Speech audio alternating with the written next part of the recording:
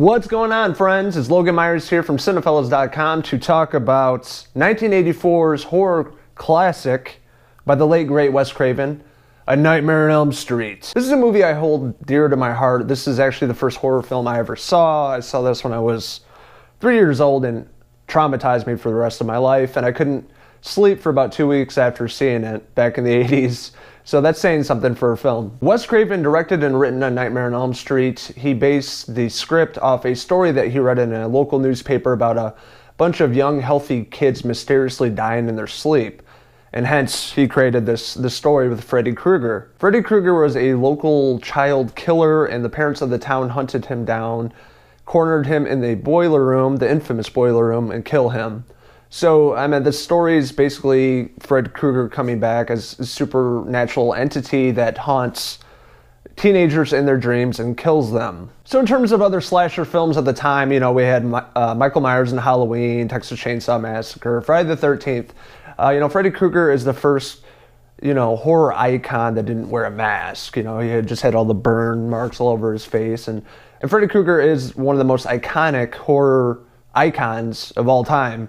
If you think about it, it's Michael Myers, Jason Voorhees, Freddy Krueger. Nightmare on Elm Street takes place with a group of teenagers. We have Nancy, played by Heather Langenkamp. We have Glenn, played by the young Johnny Depp. Oh, Johnny.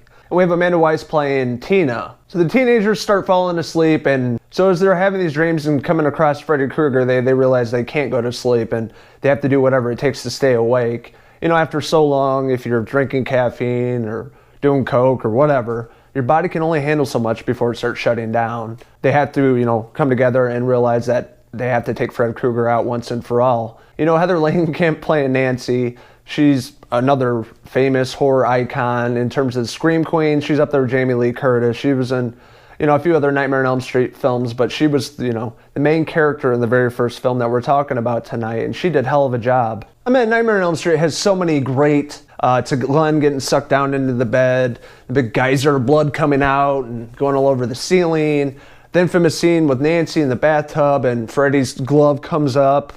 There's a lot of great shots in this film, a lot of great practical effects, and they're not shy on the blood. There's a lot of that. Wes Craven's directed other great films. You have Last House on the Left, The Hills Have Eyes, Scream, but Nightmare on Elm Street is his masterpiece, in my opinion, and just creating this iconic character by the name of Freddy Krueger, it's his best work. And Robert Englund playing Freddy Krueger, he was an unknown actor, and they took a chance on him, casting him in this role, and thank God they did. How many sequels do we have? How many comic books? How many action figures?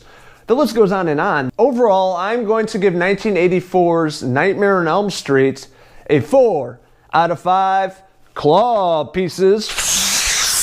This is Logan Myers signing out from the boiler room.